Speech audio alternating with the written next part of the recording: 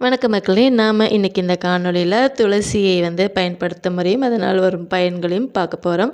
அதாவது பார்த்திங்கன்னா, ஒரு 7-8 துளசி இலையை ஒரு 300 ml உள்ள பாலில் போட்டு நல்லா காய்ச்சணுங்க.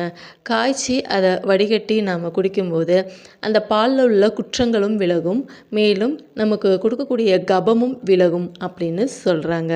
2வது விஷயமா பார்த்திங்கன்னா, இந்த துளசி இலையை நம்ம உலர்த்தி காய வைத்து அதை பொடி செய்து அதை சிறிது மூக்கிலிட நமக்கு உண்டாகக்கூடிய மூக்கடைப்பு, சைனஸ் பிரச்சனை, மூக்குக்கு பக்கத்தில் சுருக்கு சுருக்குன்னு குத்துறது, மேலும் தலைபாரம், சளி தொந்தரவுகள் இவை அனைத்தும் நீங்குங்க.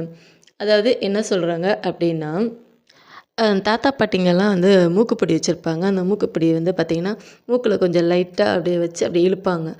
அதே மாதிரியான டெக்னிக் செய்முறையை பயன்படுத்தி கொஞ்சம் நாம் இந்த துளசி இலை பொடியை மூக்கில் இழுக்கும்போது பயன்பெறலாங்க.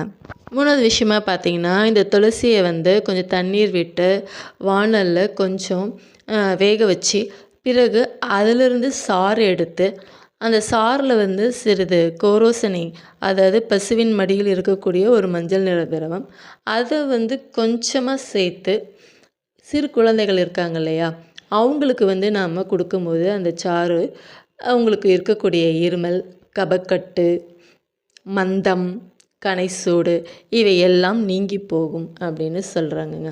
ஆக நீங்கள் இந்த முறையில் பயன்படுத்தி இந்த துளசியினுடைய பயனை நாம் பெற்றுக்கொள்ளலாங்க.